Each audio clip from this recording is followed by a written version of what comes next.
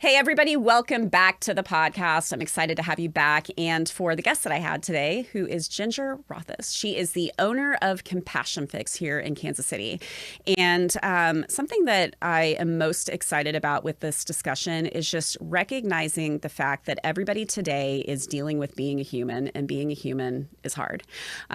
She and her team have developed this incredible organization that offers one-on-one therapy, counseling, as well as workshops to attend to a variety of needs to help everybody going through maybe a difficult time in life. And we talk about some really cool things about how to focus on your day to make the best of it and to really come back to that self-love and find compassion in this, difficult world that we find ourselves in sometimes. So I'm really excited for you guys to hear the conversation that we had and what you take away from it. Enjoy.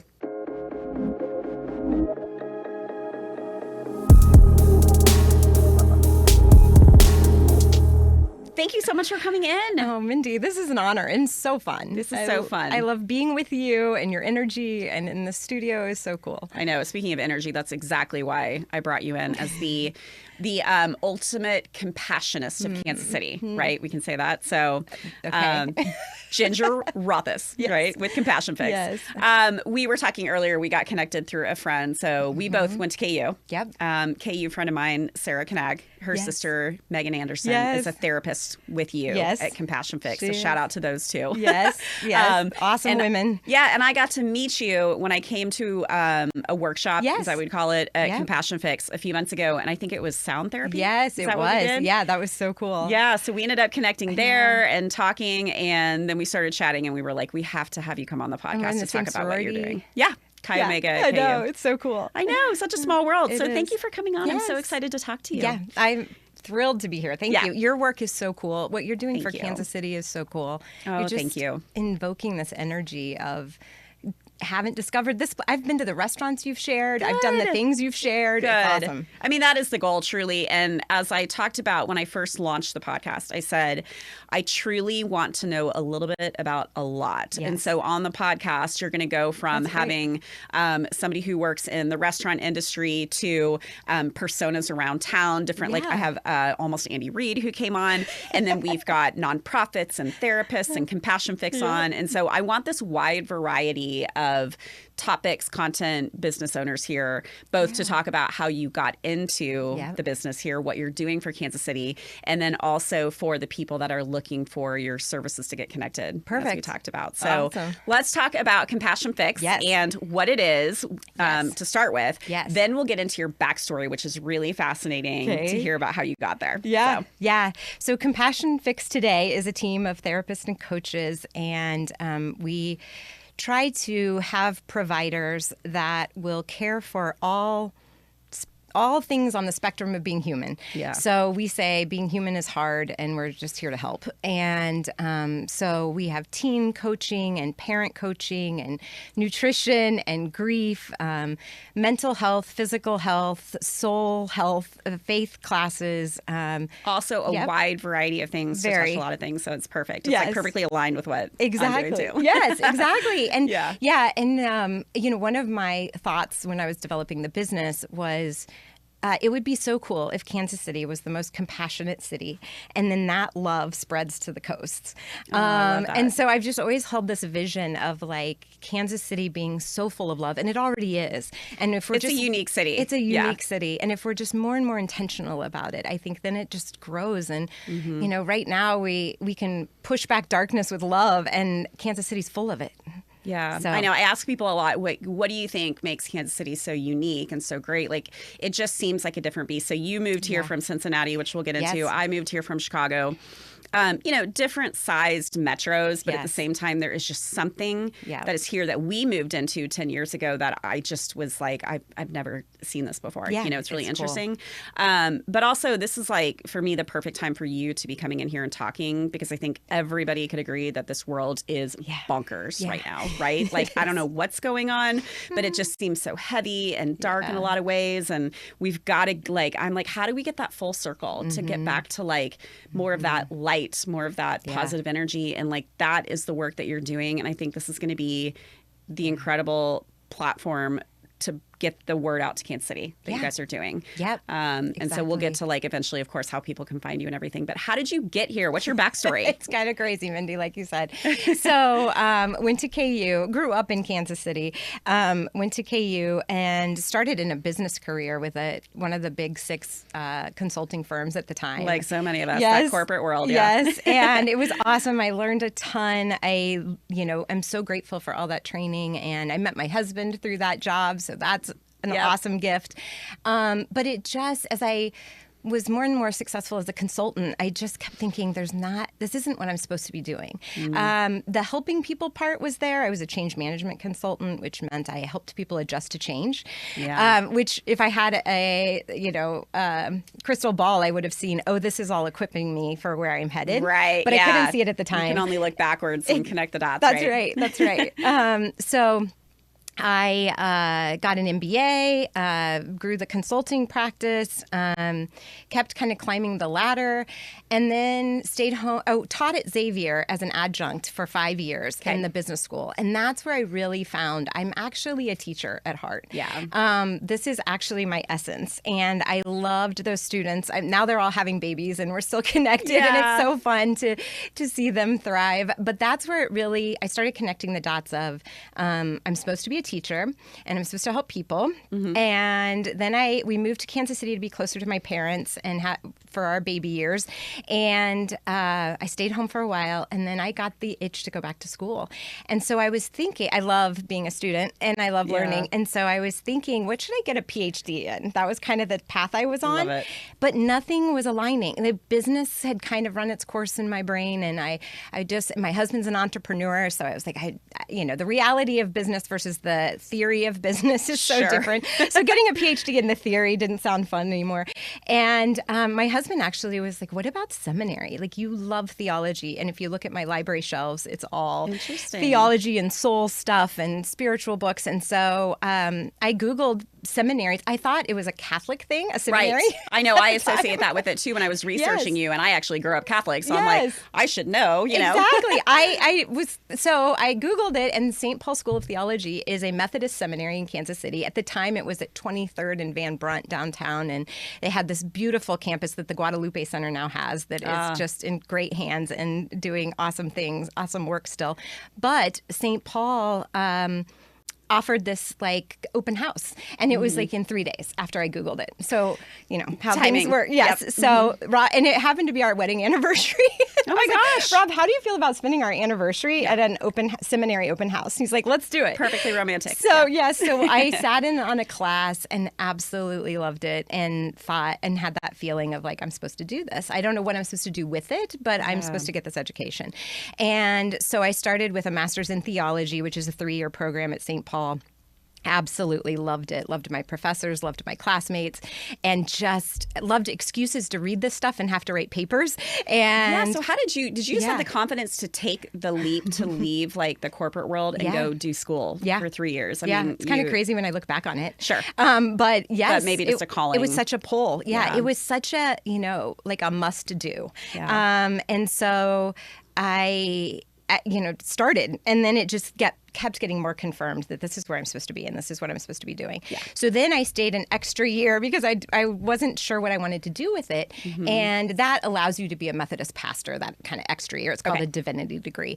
And so I completed that, and in the scope of seminary, I was asked to write a paper and preach on the unconditional love of God. And I was like, no pressure. Yeah, no pressure. And in my own existential crisis, I was like, it feels conditional. I think I've lived my whole life pretty conditional. Yeah. Like, if people like me, then I'm doing a good job. If I'm making money, then I'm doing a good job. And so it just brought up all this stuff in me of like, wait, I live very conditionally. I love grossly very conditionally. It was just undoing a lot of stuff in me of like, wait, this is not who I want to be and how I want to live. And so that night, I think it was an all-nighter because I did this deep dive into research on conditional love.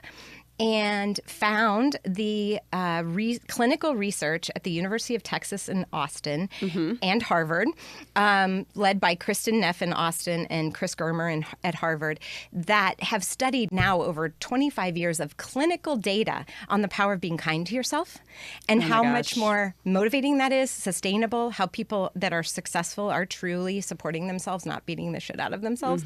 And that was a foreign language to me. I would have argued, no, being hard on myself is my secret sauce. That's why I've been successful, because I'm critical and I get better. And it's not necessarily a generational thing. I don't know. Is that like a maybe? I don't know. Because it completely resonates with me. The whole conditional thing. Exactly. I think a lot of people would be like, "Yep, exactly. That's what I'm supposed to do." I know. And are my parents pleased with me? Right. Are my teachers pleased with me? Are my coaches pleased with me? Then okay, I'm doing a good job. Right. So there's probably a generational aspect to that. So I found all this research and thought, what if I was kind to myself? What would that be like? So I did that sermon on conditional love versus unconditional love. And one of my favorite professors, Israel Kamazandu, came up to me afterwards and he said, this is your calling. Teach this. And I was standing there like, okay, I'll teach this. And so that really became a pivotal moment where I wrote the rest of my papers on self-compassion and how that's actually kind of seeing the divine within and understanding God in a deeper way, and unpacked all of that. And then in that, I had this decision at graduation of what do I want to do with this education? Yeah. And I had to do a pastoral counseling internship. I picked pastoral counseling as my internship in seminary, and I found that I loved counseling. I loved one-on-ones with people. Yeah. And at the root of so many of my conversations was self-worth issues. Either I can't forgive myself, or I'm just disgusted with myself, or I've made really bad decisions, and that's why I'm in this lot in life. And I kept hearing these themes of self-worth, lack of self-worth. Yeah.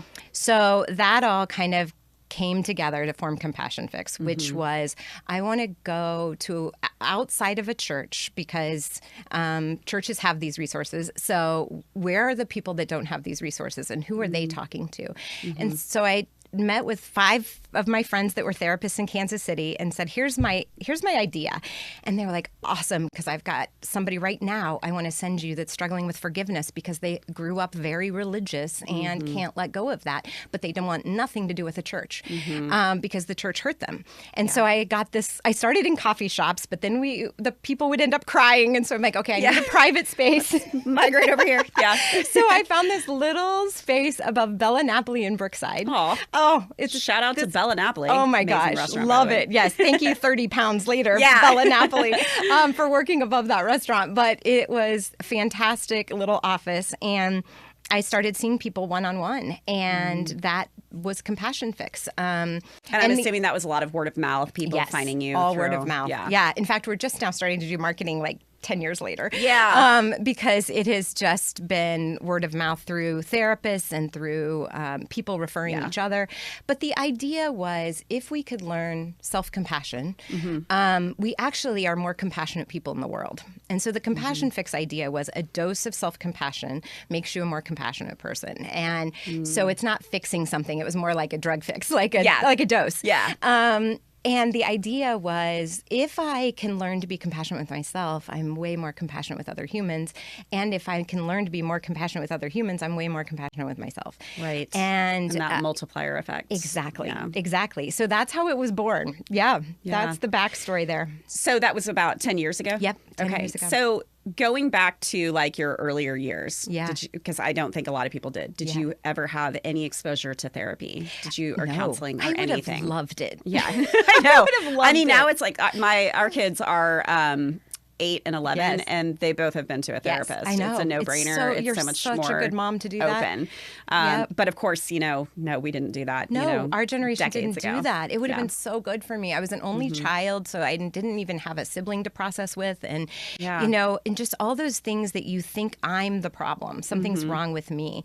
And of course, my parents were telling me you're not the problem and you're amazing. Yeah. But you don't soak it up from parents the way you do from another adult. And so I just want every teenager and child on the planet to have an adult advocate other than their family members. Yeah, that kind of external. Yes, an individual. external person reminding you of all of this stuff. Yeah.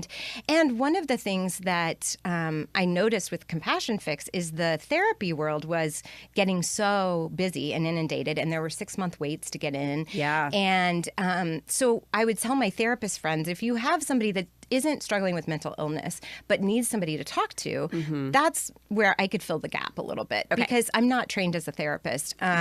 But so we don't diagnose anything at Compassion Fix. We are not working with deep mental illness. We are working with being human is hard, and I don't know who to talk to about it. Yes. But I want a trained professional. Yeah. Okay. Got it. Yeah. So that's kind of where we fill the gap in the mental health world. So let's talk about your team Yes. a little bit. Yeah. So you've got a team of how many people, Yeah. therapists, Yep. and what are the different areas that maybe are more common that people are coming in, the needs that they have or what they're looking to connect on? Good. Yes. We have a team of 10. We have therapists, licensed therapists, as well as certified coaches. Okay. And it runs a gamut. I made a list because I always blank on something. Sure. So like general life advice, mindset work, trauma, grief, teen therapy. We do a lot of that. I love working with teenagers, and so does Kim Brown, our teen therapist, and she's a licensed therapist. Parent coaching, how do I help my teen? So many times we find the parents are actually the ones that need the coaching. No kidding. Yes, and so I'll probably be in there soon. we do a lot of that.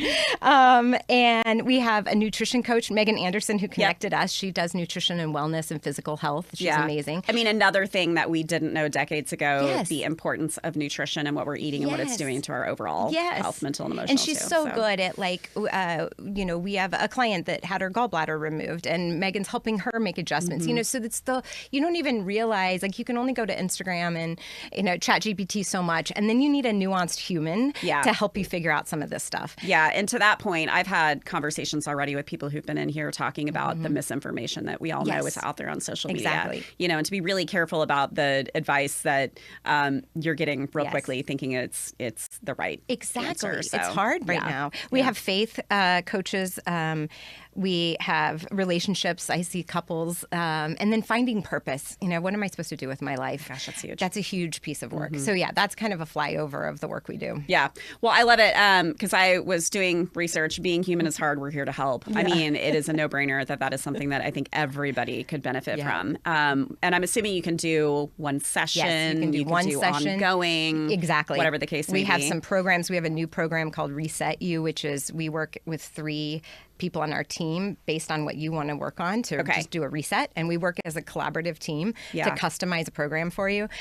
We have Empower You, which is a team program for teenagers. Yeah. That who am I? What do I value? How do I make decisions? Who are my support people? Who has my back? I want to dive into that a little bit more because I've got a preteen and many teens out there in this very difficult world. What are some of the common things, I think, to build on what you just said that they're coming in for, and what are some kind of overarching ways that you're sort of guiding them or common things that you're seeing maybe in Kansas City with kids? Yeah. An easy on-ramp for parents to talk to their teen about coaching is to build confidence. Everyone wants more confidence. So kind of that's how we get in the door sometimes with teenagers is you want more confidence when you have to give a presentation at school. You want more confidence on the football field or on the soccer field. But within what we find once we're in conversations with them is there's so much more. And there's this foundation of self-doubt in so many teenagers today. It is impossible to be a teenager right now. I don't know how they're all surviving. Because I don't either, but I even think of myself and I'm like, what is it that we all struggle with confidence? And I know it's different now with social media than it was when we were growing up, but like, what is it that is going on that there's that disconnect there, or that, we as parents or guardians or teachers can be doing? I think there's so much comparison, and I think that it's in their hands constantly that what somebody else is doing, and then parents also what other kids are doing, and so why isn't my kid doing that? And and the conversation I've had a lot lately with moms especially is let them be who they are, not who you want them to be. And, you know, that is huge. Back to what you were saying earlier, it's that conditioning of I need to be the best. I need to grow up and be a doctor. I need to grow up and be wealthy, or whatever these things are that a lot of us are, you know, or teens are facing. That's right, Mindy. Yeah. It's so much pressure. The pressure on teenagers right now is, and so that's why I think they're just numbing on their phones. You know, they just want to escape. That's their escape. Yeah, that's their escape, but it leads to comparison and not enoughness and that inner critic. You know, we work a lot with teenagers on how do you talk to yourself. Are you criticizing yourself, or are you building yourself up? And we have lots of different models, like the roommates in your head. You know, which one are you listening to? Yeah. Because there's always, you know, we've all lived with that difficult person. Yeah. So like you live with that difficult person all the time, and they're like, why didn't you do this? And why didn't you do that? And you should have done this. There's also an encourager in there. I had my encourager like locked in the basement of the house of me, and I didn't listen to her very much, but I moved her upstairs and said, I need to hear you more. And you know, so we do a lot of models like that with kids on how they talk to themselves, who are their true people, why do they want to hotwire these toxic friendships and be in that group?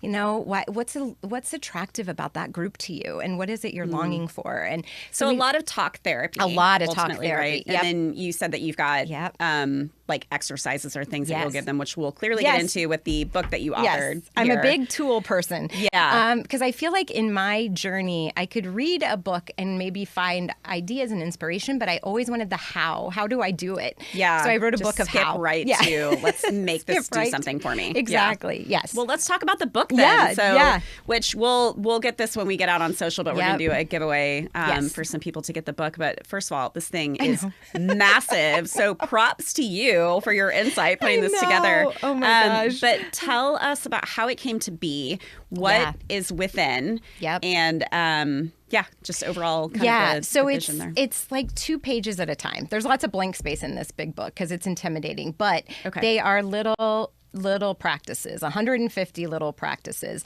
And they're organized in different topics like quiet your brain, befriend yourself, tap into courage, make thoughtful decisions, feel better quick, get unstuck, foster relationships. So how to be almost present. Like a daily devotional, like every day? Some people use it that way. It's really cool. I have some people that wake up in the morning and just flip to one. Some are working their way through it with coffee. At the end of every one, there's a few things to try. You know, try this. And sometimes it's a conversation with somebody. Sometimes it's go on a walk and think about this. Sometimes it's make a list or a journal. But there are things to apply immediately. So it's been fun to see how people use it in different ways. But I really wanted it. It was an act of self-love for me to write down everything I have learned and practiced myself to get here. And then I wanted it for my kids, and then I wanted it for my clients. And so, you know, anybody that's written a book knows it's so hard to cross the finish line. But that was kind of the motivation of like, if I die tomorrow, at least there's something to help somebody. I'm leaving something to help my kids. And it's become a really cool toolkit that the whole practice uses. I'm going to grab it. I had Emily Bordner on from EB & Co. who has built her business here, and she also authored a book. How, just out of curiosity for people who are interested in writing and publishing a book, can you tell us kind of how you went through that process? So I decided to self-publish on Amazon. You know, I stuck a toe in the publishing world. I went to a Hay House workshop and a couple other writer workshops with publishing companies. And I got so discouraged that we had to have 10,000 followers on 3 platforms before we consider publishing you. Oh, gosh. And I was just like, I want to get something out in the world. I don't really know if I want to jump through all these hoops. I'm writing a book right now on spirituality, and I would love a publisher for that one just because I need more fact-checking and support on that one. And a publisher behind me would be great. So I'm going to try revisiting the traditional publishing world again. But it is so easy to self-publish on Amazon. You upload a PDF, basically. So you need an editor, a proofreader, a book layout person. So I had this awesome team that helped me do all of this, and they had their specialties. But you have to sit in the chair and write first. Got to do the work. The writing's the hard part. So to make me do this, I started a Tuesday email that I would do one practice every Tuesday, and it started with a very small distribution list, and that grew as people were forwarding it. But that held me accountable for sitting in the chair and writing. So every Monday night, Perfect. My family could tell you every Monday night, Mom's a little panicked because she's got to get an email done. But that turned into this. And I have hundreds more since I published this in the end of 23. I'm still doing it. Every Tuesday morning, a newsletter goes out with another tip. Which I subscribe to. Yeah. So, So that's, if you want to write a book, do something small like that to take baby steps to build your content. But the accountability of that Tuesday morning email is the reason there's a book. Yeah. And it seems like people who, when you write your first book, do you get like the itch to do another one? Does it become... It's now I have the itch 3 years later, but right after. You probably were like, I'm exhausted. Never again. Deep breath. Yeah. So it has come back. It has come back. And I'm writing now on world religions and that. So I've got the urge again, but it took 3 years of recess after finishing this one. Okay. So I wanted to ask the shared human experience found in our world religion. So and before you would come in, I wanted to ask like the faith question, you know, how does faith play a role in what you do, what your team does, what we're going to talk about now about world religion? Like, how do we speak to people who are interested in connecting with you guys that are coming from all different backgrounds and faiths? Like, how does that play a part? Oh, it's so that's kind of why I wanted to start this deep dive into 10 world religions and what do they each teach about love and compassion. And at the foundation of every religion is love. Really, it's humans trying to understand how to be human and help other people be human. That's how religions start. And then humans corrupt it and make it confusing. But it starts, sadly, it starts with love and compassion and kindness, loving kindness, and how do we, be good people in the world? That's really the foundation of all these religions I've studied. And I think that it starts with kind of your belief in what is the human soul, what is the human spirit. Those are all synonyms. But are we made of love? And if so, then here's how to live into that. And what I have found is really all religions have this original goodness of you are a loving essence. You are a soul made of love. Now, some different, especially Christian denominations, have kind of skewed that into original sin, but the ancients all said you are made of love. And so if you go back to that my soul is a loving essence, and when I behave badly, I've just forgotten that I'm actually made of love. And then if I return to that love, things go much more smoothly for me as a human. And so even in the hardships, finding the love, even in the sadness, finding the love, even in the anger, finding the love. And most difficult, no doubt. Exactly. So what kind of spurred this project was I was teaching a different Christian mystic every month at Compassion Fix, and I was doing the research on Christian mystics. And Pierre Teilhard de Chardin is from France, and he was a Jesuit priest, but also a geologist. So he taught at the intersection of science and religion. Ooh, interesting. And I know, he's so cool. What does Christian mystic mean exactly? Yeah, so they were people, mostly Catholics, who felt like we're missing the point. You're overthinking everything. You're not having a personal experience with God. So that's kind of the root of mysticism, is have a personal relationship with God, which if you think about a lot of them were in Europe in the 1800s. And so everything was an intercessory. I couldn't just go directly to God. I had to go to the priest or through a saint. So the Christian mystics were on the side often. Many were nuns and monks, but they were like, we're missing the personal experience with God. We're talking to humans instead of talking to God. So they were people who started writing about their experiences with God. And Teilhard was in France, and his work really stuck with me. And here was the quote: "You are not a human being seeking a spiritual experience. You are a spiritual being having a human experience." And I was like, yes, that's the true essence. We're all souls having a human experience. And this human experience is hard, especially in 2026. Understatement. Yeah. Yeah. And so we're all on the planet right now in a really tough human experience, wherever you are. But if you come back to my essence is love, and if we all tapped back into that, then I think we could have this collective awakening. I think some of the ugliness right now is this awakening. It's got to get ugly before we wake up. Yeah. And I think we are, and the power of the people, and the love will prevail. I have to trust that. So it seems easy to say, like, we've got to tap back into love. I know. But I think that's pretty difficult. Like, how do you speak to that? How do you expand on that? Yes, it's so hard, Mindy, because it seems passive and it seems soft and it seems fluffy when hate is so ugly and forceful and aggressive. But I look at the Buddhist monks that just walked 2,300 miles. Okay, I didn't hear about that. I know. And when I was preparing for this episode, I saw your blog post that your friend went. She went to visit. And I haven't even had the time to go look up like the videos of it, but I was so fascinated with the story. So tell that. Yeah. So they're a good example right now of how love can be active. Okay. Love doesn't have to be passive. Yeah. But love is nonviolent. And so these monks set out from Fort Worth, Texas to D.C., and they just peacefully walked 2,300 miles and had 6 million people come follow them and watch them and hear their stories. And they stopped and talked to people, and the crowds gathered. And, and so that is showing us love isn't just sit quietly. Love is still doing something. Yeah. But it's hard. And as somebody who tries to give people hope as a profession, it's hard. Yeah.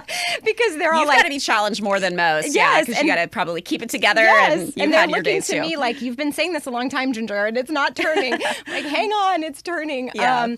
But we are in the same planetary pattern as we were in the Civil War and the French Revolution. And so there is bigger stuff happening that's making us feel so uncomfortable right now. And I think that gives me hope in the sense of we've been here before as a globe. We've been through humanitarian crisis over and over and over again. Right. And look at how we evolved towards love on the other side of that. And so, I think we're just in one of those. Yeah, that's fair. But it's hard everyone has to hold on to their individual hope. We can't all lose hope at the same time. That would be scary. That would be ugly. Yeah. So hang on. Yeah. Okay, so 10 world religions. Yeah. Can you name what those are? What does that look like? And what are you doing with the information with all 10 of them? Yep. Okay. So I started with indigenous people. I'm going in chronological order in my research. So indigenous people, Native American spirituality, then Hinduism, then Judaism, then Taoism, then Jainism, which is similar to Hinduism. And then, let's see, Buddhism, Islam, or Christianity, Islam, Sikhism, and Baha'i faith. Okay. I know. So I am about 80% through the research. Village Presbyterian has been kind enough to let me teach on each one every month. Okay. So our room has increased in size. Yeah, people are coming. And so the first Wednesday of every month at 10 o'clock, I do another one of those. And that's helping me build this content for the book I want to write. But basically, what I'm trying to show us is we are all, there's different phrases for this, but it's different hallways leading to the same room, or it's different lanterns, same light. Yeah. And so I just wanted to prove that to myself with this research project, and then be able to have that educated conversation with people of we're actually all saying the same things, different languages, different cultures, different spins on it, different ways of telling the story. However, the root of everything is truly love and compassion, and that has proven out. I think it's so interesting. Like I said, I grew up Catholic, and I think a lot of people know there's a lot of Catholic guilt that you experience in your life, right? Back to what you said about people who are seeking your team's help because they feel all these emotions, big emotions around like religion, growing up with it, what it did, what it did to them, things like that. But I do find it really interesting, even within Christianity, that it's like, well, first of all, like Catholicism, people are like, oh, you're Catholic, you're not Christian. No, it's actually Christian, which I always find really interesting. I know. And then two, that, and maybe this is just me speaking aloud, like if I grew up Catholic, but I don't go to the Catholic Church, then that's a sin, and I find it, even within Christianity, it can be really challenging. Oh my gosh, yes. And then, ultimately how all these, we know, of course, religion, politics, that those are the two biggest things, but like, going against each other when we're all literally human beings that are struggling the same way and needing the same thing, which is love and compassion. That's right. And companionship, yes. right? So, this will be fun to read. I think that's really enlightening. So important. The political divide you just described is the way you said it is so beautiful. We all actually do want the same things. We want kids to have food. We want people to have homes. We want money in our savings accounts. We actually all want the same things. We go about it in different ways. But if we could come back to those root desires, we're all afraid. None of us want to die. None of us want to be sick. None of us want to be left behind. So if we could go back to the core of being human and connect on that level, and then have a good civil conversation about, you think we should approach it that way. I actually think we should approach it this way. That's a democracy. And that was a beautiful thing when it works. So I think that's, I don't know. That's why I want a publisher to help me with this book, because it is a little bit of a landmine. No, but I think that's incredible. And I can't wait to read it, because I'm really fascinated with it. And I do think, as a Christian, I find a lot of value in things like that I'll read about Buddhism and what it teaches and how enlightening that is, Oh my gosh. And I think so much of it can just benefit us in so many ways. Okay, so I wanted to read another thing that you put together, or that you quoted. The world needs you. We need your unique soul. Your genes, experiences, education, circumstances, dreams, talents, gifts, and ideas are what we have all been waiting for. I love that. I didn't know I wrote that. Somebody wrote it. I did write it. I think it was you. It sounds like me. I mean, it really stood out to me, and I'm sure you have many more that I could pull from all of the, what you've created. But I just thought that was that's very profound. And I wanted you to kind of expand on how you came to that, how you talk to you and your team talk to, the individuals that come in, because I do think that goes back to the whole self-worth, self-love, and we're forgetting that we each have something unique to offer. I love that statement, because it really sums up the work that we do and the belief that we have of every human is so worthy and so unique and such a cool story. That's what I love about my job. Me too. Yes, exactly. We both get to meet the coolest humans and hear their stories, and that is valuing Everybody has something to teach me. Everybody has something to offer me. Nobody is broken. Nothing is broken about you. It is, my job is just to help you find a way forward to the life you want to live. But it's glorious and amazing, and you are worthy and deserve it. So that really is the foundation of the work of everyone on our team. And I think it's tough too, right? Like, I'm in my mid-40s and going through my a different chapter of exploring what my meaning is, my purpose is, right? Because I lived in the corporate world forever up until this, and then got to the point where I was like, no more. I want to get into this because I want to hear people's stories, and this is what gives me a lot of fulfillment and joy, and you get the opportunity to share everything. So I love that. When people are struggling, so you said you're not technically...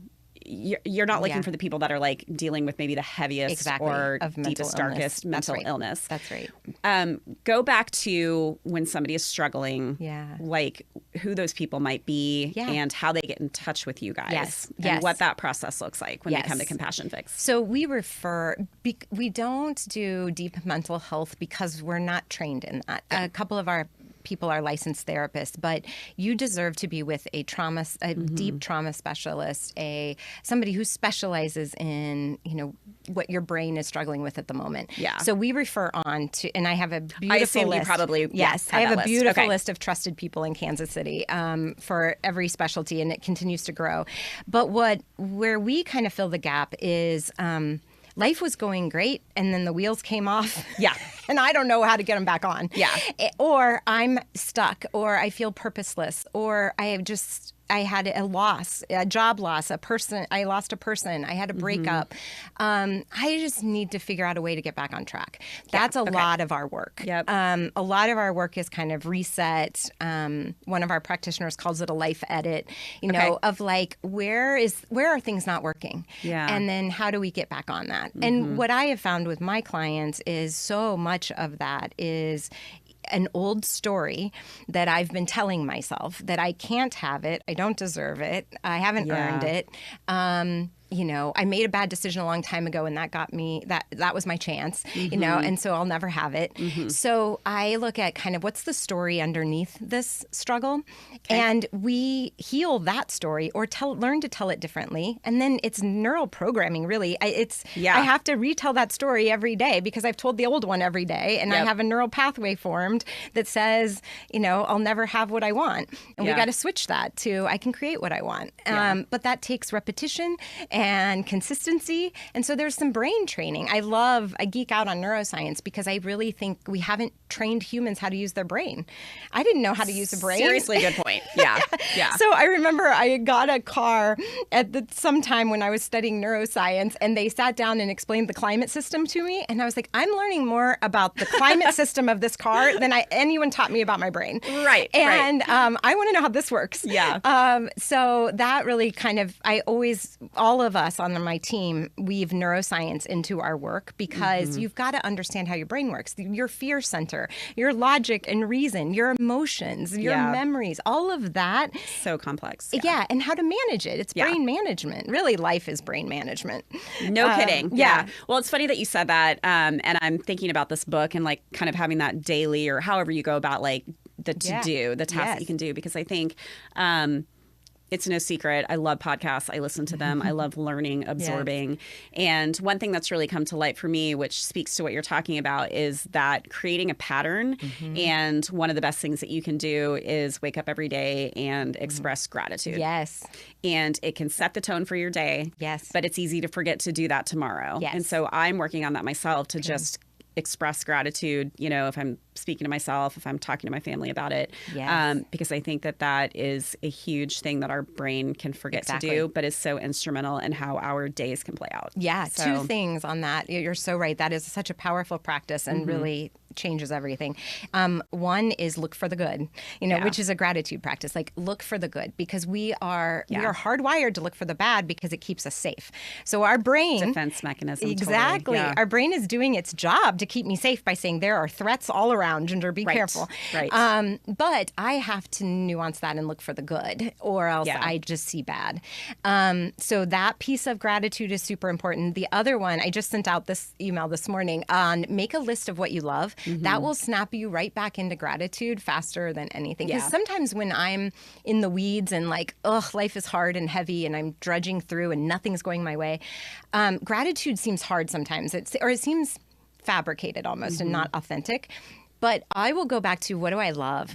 And that will take me right back to gratitude faster. Yeah, instantaneously you'll have a reaction internally, and then that can make its way out into others around you. And what I love is a dog on my lap and the sun on my face and the laugh of my children. And, it's that stuff that brings you right back into the present moment. And that's where joy is and gratitude lies.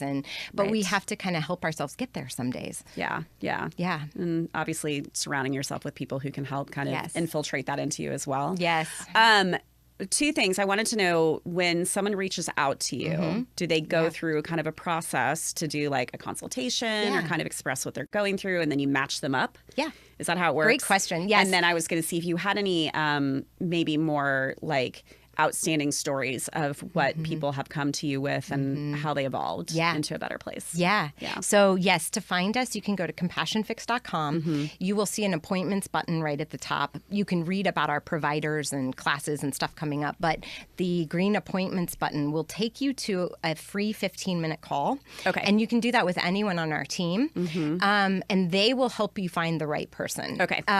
So yes, and there's an intake form, and then we can find the right match for you. Also, you can use that 15-minute call to say, I'm looking for something outside of Compassion Fix. Help me find it. Sure. Because we do have so many resources and referral network. Right. Because we just like you mentioned before. Yeah, we just want to help people. Yeah. So yes, that free 15-minute call is a great starting point. Okay. You can also, if you see somebody you want to work with, you can hop right on there and book with them too. Oh, okay. Right. You don't have to go through that process. Sure. There's so many great stories. I have one woman I can think of came to me late in life, and she was like, I don't want to die this judgmental. I realize I've been so judgmental my whole life, and I don't want to die like that. And so she's just made this profound change in the last 5 years towards quieting that part of her brain. And the things that have aligned for her because she did that work have just blown me away. It's been profound. We've had I don't doubt it. Yeah. I mean, it's so fun to watch these stories. I've had teenagers that, didn't have any friends and stayed in the basement all the time and were scared to go, social anxiety that they couldn't go to anything. They are now class president and given the graduation speech and, and they found giving themselves. Them that confidence. Yeah, they found themselves and now they trust themselves. And so there's, so many stories. We've had people that have come in and said to me, I'm so angry. I'm just angry about everything. Yeah. And when I can't get out of my own way. Exactly. Yeah. And when we work through that, then things align. And it's such a fun phenomenon that I get to watch, that every time somebody either takes a leap of faith or believes in themselves or grows in self-love, some beautiful reward from the universe comes. Either the person they've thought they never met or the job or the connection. And it has the reminder they needed that is there. Yes, they made a shift. Yeah. And then the reward came. Yeah. And it's so fun to watch because now when somebody comes in and I know that's coming for them. Yeah. I can trust that. Like something great is about to happen. We just got to do some Gives work. me the chills, honestly, even hearing about it. Yeah. So many people want and need that. Oh, I know. And there's just a little homework before that happens. Sure. So we got to do the homework. Do the homework. Yes. And then come for free. Yep. And then it shifts. It really does shift. Yeah. Yeah. I wanted to talk to, because I think we've talked a lot about, grief and confidence and self-worth. Yeah. What are some of the other ones? Like I mentioned, I got connected to you guys through, Megan initially to talk about maybe doing a nutrition class, but I ended up going to the sound therapy. Yes. What are some other ones that people maybe would not expect to see? And I meant to bring my computer because I was going to literally pull up and go through the different classes in there because you have some really unique and almost surprising workshops. And how do you guys come up with those to offer them? I have the most creative team. They are always coming up with great ideas, and and I just say run with it. Let's do it. So we have one coming up on a medical professional talking about the hidden drug use in teenagers, what's happening, not the illicit drugs necessarily, but what else is happening. And then she's done this class before and I sat in on it, and she teaches how to use an Narcan. And I didn't know all this stuff. I didn't know that. Yeah, I'm listening to you. I'm like, I will need to know that. It's amazing. Never did I grow up with that, but I know it's a thing now, and I haven't done nothing. So then as a parent, around that yet, you can come to that class and empower your child or bring your child to the class. Empower them to help the friend at the party. It's not that they're the one we're worried about using drugs. It's that you can be equipped to help your friends when this stuff happens. I didn't know that if you, so some kids have said, I was drinking or I was using something, so I was scared to help, so I ran away because I didn't want to get in trouble. Yeah. You can't get charged with a crime of your own use if you're saving a life. This medical professional taught us so many things like that. Yeah, you would not have I was like, okay, kids need to know this. Yep. So we have those kind of classes. We have the sound bath. Dorothy Tannehill is a sound vibration healer, and she creates these spaces of healing. The one, I think the one you came to, I had broken my toe in a fall, and I could literally feel the bone vibrating in my broken toe during the sound bath. Oh my gosh. It was so crazy. It was so cool. And then we do some yoga classes. We do meditation. We do faith classes. Brooke, one of our teachers, does God, what the fuck? Love it. It is such a good class. Amazing. She's in seminary right now, and I want to take that. I know. It's so good, and the discussions are so good because she's like, I'm a person of faith that has a lot of shit happen to her. And so she's like, you're not alone. And I think that's what's so beautiful with all of our classes is you find you're not alone. And that's the power of coming to a class. It's hard to walk into a space and not know anyone. And it's hard to be, thinking I need help with something or feel afraid of that stigma of coming in a room. But when everyone that comes in is like, I'm so glad I came because I thought I was the only one. And then you hear another person share. Yeah. I did one on how our body, speaks. I have MS. I was diagnosed 22 years ago. That's right. We need to touch on that. I know. I don't even think about it that much. It's been in remission. I assume it's something that you would visibly see, and I didn't even cross my mind with you coming in here. I did a class on that and it was such a beautiful room full of people dealing with autoimmune and chronic illness, and some were presenting symptoms, some you would never no. But we talked about how, our body is trying to get a message to us and how to listen to that. And we just try to do classes that aren't on the mainstream, aren't stuff you find on Instagram, but more like meaningful. We bring in a lot of guest speakers. Those are powerful teachers that come in and speak. And are they all local for the most part? Yeah, mostly. Yeah. So far they have been. And, if you're sitting out there listening to this and you want to teach, we have this beautiful classroom space that you can come teach at Compassion Fix. Yeah. So just schedule a call with me and you can teach and share anything you want to share. That's what it's intended for. And I'm also, as you're saying, people are scared, maybe scared to come in because they don't know anybody. I'm like, just listen to Ginger's energy and like calm, and positivity. Like this, what you're exuding is what people can give them the confidence to come in because your team is going to have all of that as well. You're going to be loved, not judged.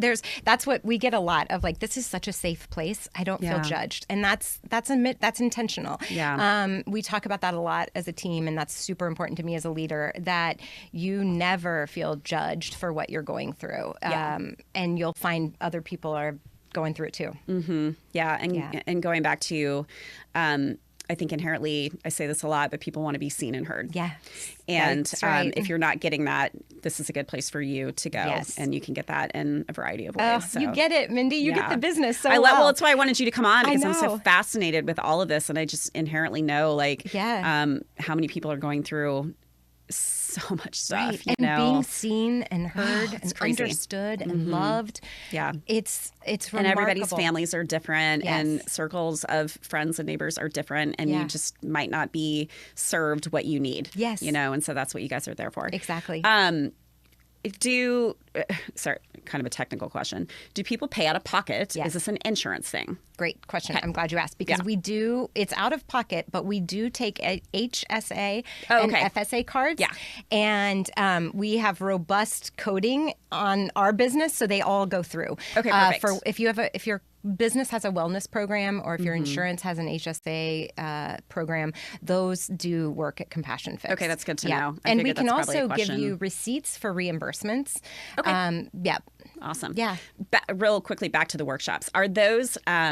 do they change every month? Yes, is it kind of like a surprise? What's going to be happening next month? Okay. Sometimes I'm surprised. Yeah, I bet. We have a big screen with the classes rotating through it in the office, and sometimes I'll stop and be like, I didn't even know that was happening. Yeah. This is so exciting. So yes, our team is always coming up with new ideas. The list changes. We repeat things that sold out. And then let us know. You can do a contact form on our website. Let us know if there's something you want us to rerun or come to, or an idea you have, and we'll do it. When you say sold out, what's the capacity generally? Usually about 25 to 30. Okay. Yeah. And you're in Leawood? Yes, we're in Leawood at 121st and State Line. Yeah. Okay, good. I think the variety is so fun to check out. It is so fun. I need to get in there and do. Oh, another question. Yeah. Do you have kind of an age range? Like, do you have the youngest would be, or obviously oldest would be, whatever? But... Yes. So right now we're 13 and up. Okay. Good to know. Yes. Yeah. So teenagers and adults and all ages, 13 and up. Okay. Yeah. Perfect. One of the questions that I had was if you could speak to someone who feels overwhelmed right now and burned out and stuck, like what's kind of your message or invitation to them right now that you would, like, as we are talking today and they're listening or watching this, that you would want to put out there? Yeah, I think leave your head and travel down to your heart. And then maybe even to your soul, if that feels familiar and comfortable to you. But I picture this elevator sometimes, like I have all this noise in my head, and I'm going to get on this elevator, and I'm going to write it down, and I'm going to get off at my heart. And then what's my heart say? Because I love that. Yeah, my head is full of chatter and noise and fear, and has so many ideas of how I should, what I should be doing, and that. It's just overwhelming. So if I get on the elevator and go down, my heart is peaceful and calm and has all the wisdom and all the answers. I just have to go there and listen. Yeah. That will never be wrong. What my heart says will never be wrong. So do that. I was about to ask you, and that's probably the answer to your question, but I'm like, how do you keep it together? Day to day. It depends on the day. Oh my gosh. You have I have to do all this. Yeah. I mean, because Yes. I no doubt you're human. You have your moments. I have my but moments. I'm like, what I are know. your secret weapons and Yeah. tactics that you do day to day? Yeah. That help you? Lately, it's been meditation. I've been researching Buddhism a lot, so it's staying in the present moment. That's one of the key teachings of Buddhism. It's just right here, right now. So I'm working on that a lot. I have an amazing husband who talks me off of a cliff often. Yeah. I have great kids. My daughter's in New York City, so I love to hear fun. about her life and what she's doing, Yeah. and that grounds me. My son's at K-State, and he finds his peace in nature, and he reminds me to go out in nature. So I have this beautiful support team. My clients and students that take my classes are so amazing. We just came back from a week in Florida on a retreat with 12 women, and I'm still coming off of this high of hearing their stories and thinking, I get to do this job. This is pretty amazing. And so that's what keeps me grounded. And it's hard because I want to be able to be a light, and I have to do my own work to not dim. Right. So it takes a lot of inner work and my own practices, and I have to return to it when I start to get off track. Yeah. And I've tried to get better at noticing when I'm in alignment and out of alignment, what that feels like, and so I can correct it faster. But yeah, I have to walk the talk. Or I could couldn't imagine. do this. Yeah, but I would imagine you're doing it far better than many of us. So. I'm trying to stay on track. Yeah. Do you have any other words of wisdom for people who might be at a similar chapter where they're thinking about leaving their job behind and doing something completely new, or maybe just literally want to become an entrepreneur? Kind of the business side of things. And I'm sure you're probably accessible if somebody wanted to connect with you on your story. But, yes, I would love to talk with them. I love those kinds of conversations. I think it's kind of this intersection. When I was thinking about finding my own purpose, and I tried so many different things, and it came down to this kind of intersection of what lights me up? You know, what do I feel like I'm here to do? And sometimes we have to try things to taste that of like, oops, not that. Yeah. Wait, it is Don't be afraid to fail. Yeah. So don't be afraid to try things and start the list in your notes app on what lights me up, what brings me joy. Yeah. And then what have I been trained in? What am I good at? What do people tell me I'm good at? What do they come to me for? What have I done before? And like I said, I couldn't connect all the dots, but now I look back and it was all part of the training. Yeah. So what have you done before? And then what do you think people need? Because that's part of your purpose. You uniquely have a view of what people need in the world. And so go offer that, contribute that, and work through that kind of intersection of what lights you up. Yeah. What do you know? And what do people need? And you'll start to get some answers right there. Yeah. Yeah. Put the work in, put the homework in, it'll all come together. I love that. Amazing. Yeah. Okay. Anything else you want to add before we get into some fun rapid fire questions? No, I just would want everybody to know they are a loving soul. Yeah. And this might be a hard time, but it's temporary. It really is temporary. And all will be well. Just hang on. Yeah. Oh my gosh, I love it. Yeah. God, you're so good to listen to. It's so fun. Okay, so let's start with what do you do? What's a perfect day for you that would have you most at ease and feeling the most love and compassion? You know, what does a great day for you look like? So what comes to mind is it's a summer day, first of all. We're doing this in February. Bye-bye, winter. Yep. So a summer day, elements of swimming, sitting in the sun, laughing with people, reading or doing some research. I like being an artist. I'm a self-trained painter, so I know. So I do that. That would be a perfect day. Are you going to sell your art? No. I've been asked, and I'm not ready yet. I'm not there yet. What are you currently reading? Okay, what am I reading? I just finished a crazy book called The Best Offer Wins. My friend was reading it, and I said, I need an escape. And she was like, read this one. And it's a page turner. I'm in a book club that has Broken Country coming up. So we're reading that. It's a beautiful book. And then I am reading Thich Nhat Hanh's work on Buddhism. Okay.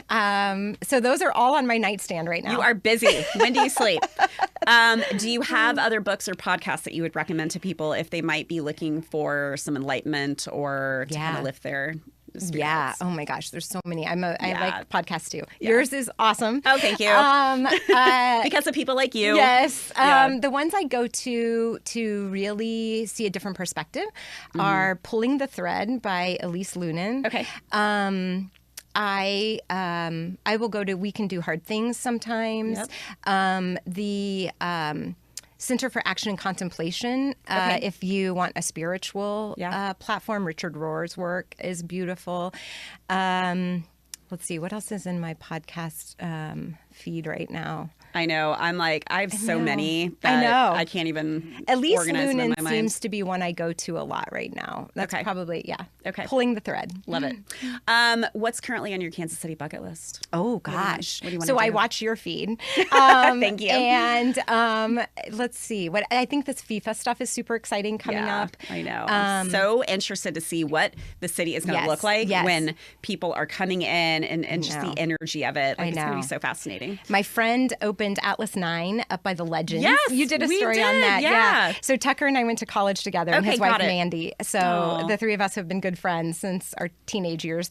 And so I want to take my family. That Rob and I went, but I want to take the kids when they're in town to Atlas 9. And and then I haven't been to a current game yet, so that's definitely on my bucket list. I know, it's been on my list for over a year. In a couple of weeks, I have Danny, who's the VP of Communications from the KC Current, coming on to talk about Current and FIFA and everything. Yes. It is amazing what they've done with the stadium. I know. I mean, so truly. Cool. So I know. You have to go. And all the vendors. And so that's probably top of my bucket list right now. Okay. So you've lived in Kansas City. You've moved away. You've moved back. What do you love the most about the city? I think the city is easy. And I don't know what other word. It's just... it's an easy place to live. It's an easy place to navigate. The warmth. I mean, I look at the work like Jason Sudeikis has done, and there are such good people. Paul Rudd, and we have these celebrities that are still grounded in being human and being good and doing good things. And they love their hometown. And they love their hometown, and it makes me love Kansas City even more to see it through their eyes. Heidi Gardner, and I mean, we have these really cool people that are really good humans. I think that's my favorite thing of Kansas City. Love it. Yeah. Places you love to go, restaurants or shops or anything. Oh gosh. Anyone you want to call out that you love? I know. Let's see. What do I love right now? Put you on the spot. This is I what know. happens to me. Well, we just went to Enzo in the River Market, and it was great. And Ragazza, they're owned by the same people. So we tried both of those. Perfect. I still need to go to Ragazza. It's so great. And the streetcar is right in front of it now. Yeah. So that's so fun. I love Il Centro. That's always a go-to for us. Haven't been there either. Yes. This is what happens. People think that I've been everywhere, and I have not. Okay, that one put top I of have your a list. Yeah, I have a list of places that I still need to check off my own bucket list. So. Il Centro, Bella Napoli, Medi's in Brookside. My husband, we live way south, but we love to go north. Good for you. I love that people, yes. That's so many good things to experience. Yes, take advantage of the city. It's so cool. Perfect. Yeah. Okay. Where can people follow you? Yes. Find you guys. So compassionfix.com. And also gingerrothhaas.com, which my last name is hard. It's Rothhaas. That's where my blog lives, and book and speaking information lives there. And on Instagram, at Ginger Rothhaas, and at Compassion Fix. Perfect. Yeah. And we should mention too, so speaking engagements. Yes. Something you want to do more of? I love to speak. Okay. I do a lot of that, and I love it. Perfect. Yeah, that's one of my favorite things is to be with a big group and see people light up and new ideas land and questions afterwards and hearing people's stories. Yeah, that gives me life. I don't know much about TED Talks, but I feel like you should do one. I feel like that's something that you absolutely would be, That'd be fun. warranted to do because of what you could put out there. So maybe whoever's in charge of TED Talks here, let's put that out there. Reach out, TED Talk. Yeah, but I'm so glad that I got to meet you that night and that we've stayed in touch and that you were able to come in. This has been so fun, and I wanted people to hear from you and see the light that you are and see what they can get from your team of people in Kansas City, because there's so many incredible things that you're offering and doing that will lift people up. Yeah. So thank you. Yeah, I'm so glad to meet you. You're one of those people that instantly you feel safe with, and you feel a bond and no judgment, and you have that aura about you. Well, thank you so much. So you're doing great work. You really are. Thank you. I love it. Yeah. Well, thanks for coming on. Thank you for having me. All right. All right, bye. Thank you so much for tuning in and finding inspiration in these incredible stories. If you love what you hear, be sure to subscribe so you never miss an episode, leave a rating, and share the show to help these Kansas City voices reach even more listeners.